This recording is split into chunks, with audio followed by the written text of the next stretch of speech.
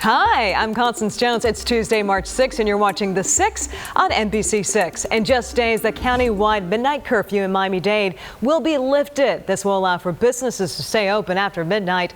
The curfew was put into place last year to help lower coronavirus numbers.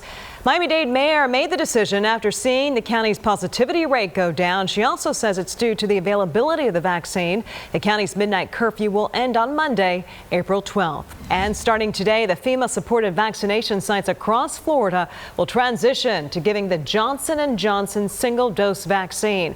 The Pfizer vaccine will no longer be available at the sites, including here in Miami. Up to 3,000 doses of the J&J vaccine will be available every day at each site. People who receive their first doses of the Pfizer vaccine at the FEMA sites will still be able to come back and get their second dose.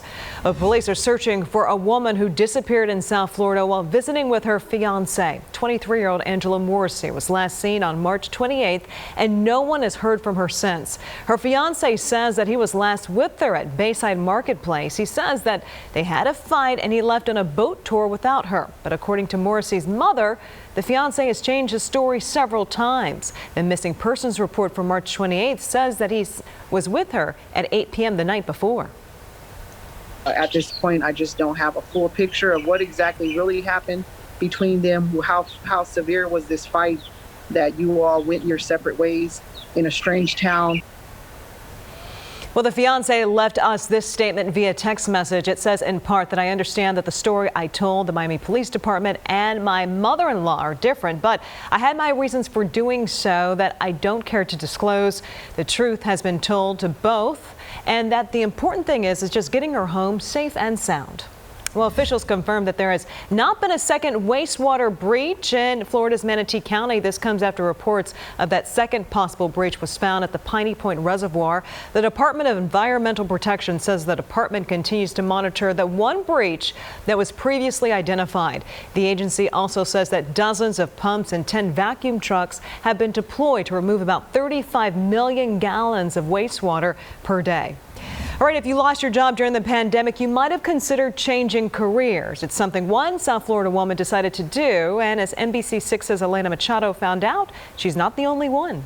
When the pandemic hit last year, Andrea Palermo says her sense of stability was suddenly shattered. It was definitely scary. She says her job as a patient care coordinator at a dental office was in limbo after the office shut down for 2 months. I wasn't quite sure what I was going to do. And that's when Andrea decided it was time for a change and focused on learning everything she needed to grow her beauty business, from how to build her own website to marketing. She even took a course at the Brow Effect, a Miami-based eyebrow salon. A lot of people right now are trying to reinvent themselves. Lysandra Rodriguez says she's seen an uptick in interest. Before the pandemic, we only used to do it like maybe every other weekend, and now we're doing them basically every weekend because we have such a demand for these classes. She says most of her students are women looking for new ways to make money after facing financial uncertainty during the pandemic. I have a lot of students who are nurses. I've had a few people from the travel industry,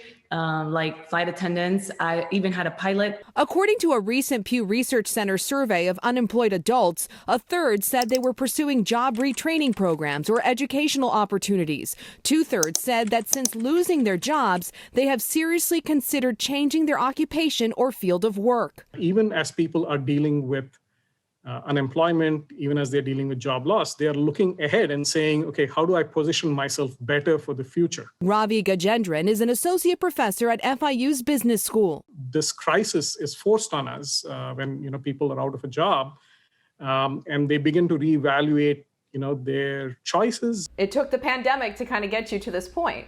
Absolutely. I think having that downtime allowed me to really research and get everything in order. Today, Andrea says she's working full-time at her business after quitting her job at the dental office. I am very blessed to say that I am booked out about a month. No regrets about your decision? Absolutely not. I wake up every single day like this, happy.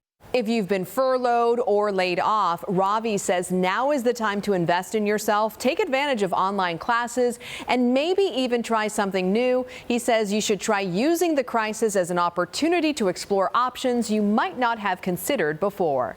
Alina Machado, NBC6 Responds.